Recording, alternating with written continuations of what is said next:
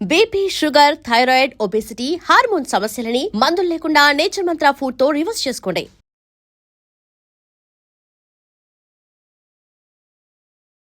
శ్రీమంతుడు ఆయన కూడా కొరటాల శివ గారు ఆ సినిమాకు కూడా డైరెక్టర్. సో దానికి ఎలా పిలిచారు?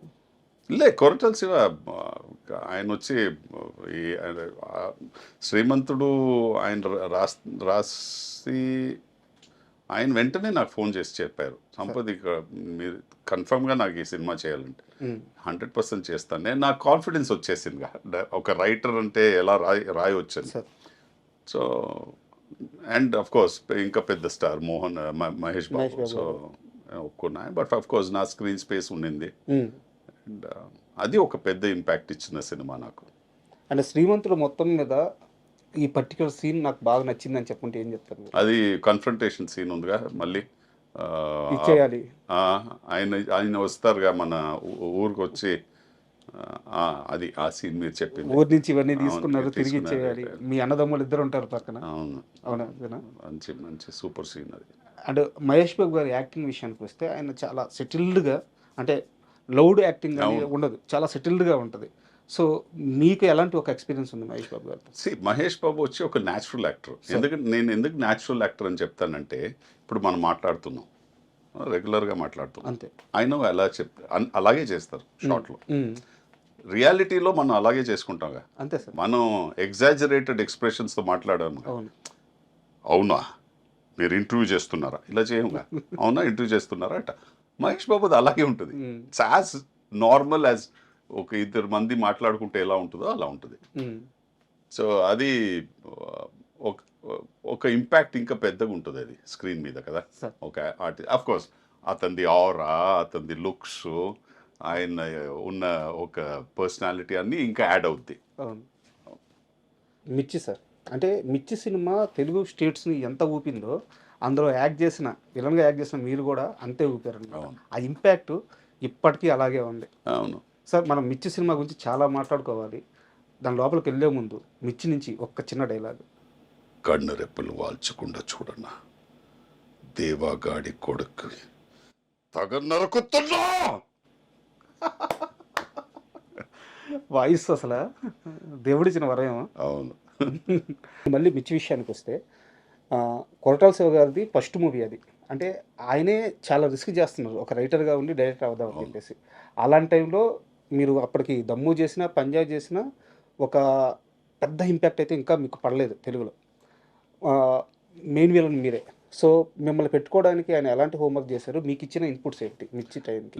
ఆయన నాకు తెలియదు ఏం హోంవర్క్ చేశారని, బట్ నా తమిళ సినిమాలు చూస్తున్నారు ఆయన అప్పుడు. సార్ చూసి నాకు కథ వచ్చి ఫోన్లో చెప్పారు. ఆయన ఫోన్ చేసి కథ చెప్పారు. కథ చెప్పిన తర్వాత క్లైమాక్స్ చెప్పారు. క్లైమాక్స్ ఇన్ఫ్యాక్ట్ డైలాగ్స్ చెప్పారు క్లైమాక్స్లో. ఆ ఊళ్ళో ఒక మగాడు ఉంటే ఈ ఊళ్ళోనూ ఒక మగాడు ఉన్నాడు అని చెప్పి, తర్వాత కత్తి కింద వేస్తాడు, వచ్చి హగ్ చేసుకుంటాడు, అండ్ అలా సినిమా ఫినిష్ అవుతుంది అని చెప్పి. నేను అడిగిన ఒకే క్వశ్చన్ ఆయనతో, ఈ లాస్ట్ క్లైమాక్స్ డైలాగ్ చెప్పారుగా మీరు, ఈ డైలాగ్ కన్ఫర్మ్డ్గా ఉంటుందా సినిమాలో అన్న. అని చెప్పారు, సంపత్ ఈ డైలాగ్ ఎందుకు ఉంటుందంటే, లేదంటే ఆ క్యారెక్టర్ పడిపోద్ది కదా, ఎందుకంటే ఆ క్యారెక్టర్ని నేను అలా రైట్ చేశాను, అలా డిజైన్ చేసుకున్నాను ఆ క్యారెక్టర్. నేను చెప్పాను, ఈ డైలాగ్ మీరు పెడుతున్నారంటే నేను కన్ఫర్మ్డ్గా ఈ సినిమా చేస్తానన్నా. నాకు తెలుసు అది యాజ్ అన్ క్రియేటివ్ పర్సన్ మీకు తెలుస్తుందిగా ఎక్కడ ఇంపాక్ట్ ఉంటుందని. అండ్ ఆయన వచ్చి 100% ఆ డైలాగ్ని పెట్టారు. నేను ఎలా ఊహించుకున్నాను అది, ఆ సీన్ స్క్రీన్ మీద జనాలు దాన్ని ఎలా రియాక్ట్ అవుతారని చూసాను, ఎగ్జాక్ట్లీ అదే రియాక్ట్ చేశారు. మీన్స్ ఆ డైలాగ్ ఆ క్యారెక్టర్ చెప్పిన తర్వాత, కత్తి కింద వేసిన తర్వాత థియేటర్లో ఒకే క్లాప్స్. సో ఆ ఇంపాక్ట్ నేను కొరటాల శివ షూట్ చేసే ముందే చెప్పాను, ఈ సీక్వెన్స్ మీరు చూడండి, ఈ విలన్కి క్లాప్ వస్తుంది 100% అని. అండ్ అలాగే అయింది అది. అండ్ ఆ మూవీ షూటింగ్, ఆ జర్నీ మొత్తంలో ప్రభాస్ గారితో మీ రిలేషన్ ఎలా ఉండేది? Very good. ఆయన వచ్చి ఇంటి నుంచి అన్నీ వంట చేసుకొని అన్నీ తెప్పేస్తారు ఆయన. ఫిష్ నుంచి ఇది అది మటన్ చికెన్ అదన్నీ తెప్పేస్తారు. సో ఎలా అంటే, నేను యాజ్ ఇట్ ఈస్ అప్పుడు చాలా హెఫ్టీగా ఉండేవాడు. నేను 98 kgs ఉన్నాను నేను అప్పుడే వర్కౌట్ చేసి. నేను ప్రభాస్ చెప్పేది, ప్రభాస్ నేను ఇంత తింటే ఇంకా వెయిట్ వేసేసుకుంటాను, నాతో ప్లీజ్ ఇవ్వకండి అని చెప్తే, లేలే సంపత్ మనం డెఫినెట్గా తినాలని. చాలా చాలా ఫ్రెండ్లీ అండ్ అంత పెద్ద స్టార్ అయినా అదన్నీ ఏం లేదు, హాయిగా ఉంటారు, సింపుల్గా ఉంటారు.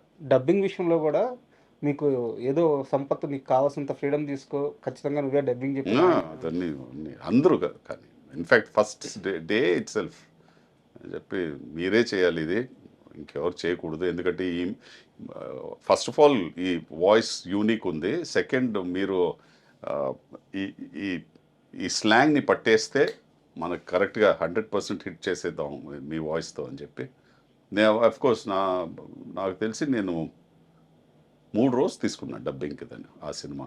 ఓకే. అవును, ఎందుకంటే కొత్తగా వచ్చాను, మన తెలుగు ఆ స్లాంగ్ని పట్టాలి, ఆ డిక్షన్ లోపల వెళ్ళాలి.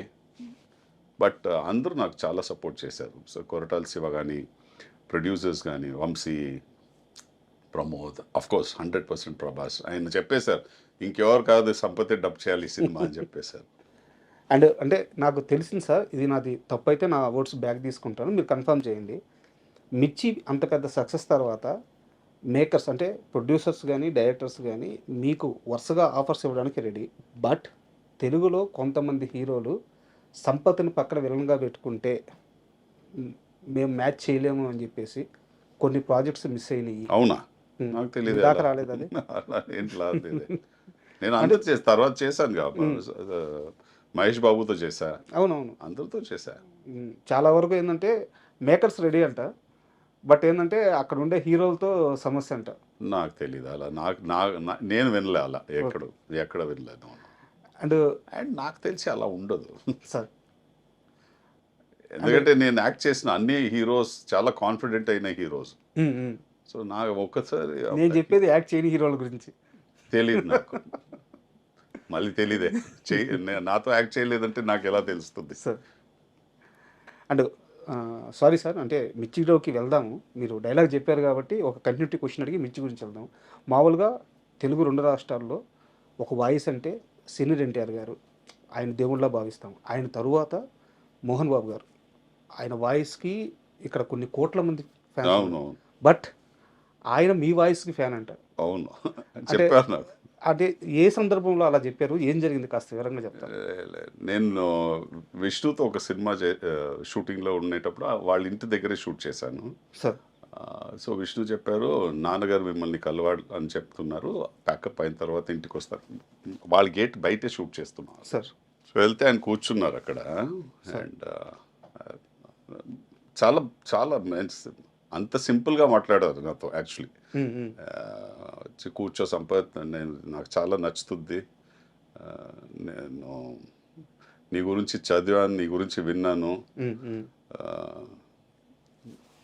అండ్ నువ్వు వచ్చే మీన్స్ ఏది ఉంటే అది స్ట్రైట్ మాట్లాడేస్తావంట, ఇదన్నీ నా క్యారెక్టర్ అలాంటిదే, నేను అలాగే అవన్నీ చెప్పారు. తర్వాత ఆయనతో వచ్చి కలిసి నేను డిన్నర్ చేశాను ఆ రోజు. చాలా 3-4 అవర్స్ ఆయనతో ఉండి ఒక మంచి ఎక్స్పీరియన్స్ అది. అప్పుడు చెప్పారా మీ వాయిస్ గురించి? వాయిస్ గురించి చెప్పారు, చాలా బాగుంది వాయిస్. ఇన్ఫాక్ట్ నేను మిర్చి వచ్చి చూసేటప్పుడు ఫస్ట్ అడిగాను, నేను ఎవర్రా ఇతను, డబ్బింగ్ చేశారా, ఎవరైనా కొత్త డబ్బింగ్ ఆర్టిస్ట్ వచ్చాడా, ఎవరు ఇదని అడిగా. తర్వాత తెలిసింది నువ్వే, నీ వాయిస్ ఏదని చెప్పి చాలా హ్యాపీ పడి అదే చెప్పారు, క్లాస్ సినిమాలు చేయి, ఎక్కడ తగ్గకో, అలాగే ఉండో, నువ్వు ఎలా ఉన్నావో అలాగే ఉండో, అండ్ హెల్త్ అని బాగా చూసుకో అన్నీ చెప్పారు. And for more videos, please subscribe to iDream. Please subscribe to iDream. Please subscribe iDream. And please subscribe to iDream. For more videos, subscribe to iDream. please like, share and subscribe to the channel. Congratulations, iDream. Subscribe to iDream. Subscribe to iDream. So subscribe to iDream Media. iDream ki iDream team andarki huge congratulations. Please subscribe iDream Media. Please subscribe to iDream. Subscribe iDream. Please subscribe to iDream. iDream అంటే నా కళల ఛానల్ను subscribe చేసుకున్న నోరు తిరుగుతలేదు, మీరైతే గంట గుర్తు కొట్టండి. For more such videos, please subscribe to iDream. Subscribe to iDream. Please subscribe to iDream. Please subscribe iDream Media. Please do subscribe to iDream. Please subscribe to iDream Media. For best entertainment and information, please subscribe iDream. And don't forget to subscribe to iDream.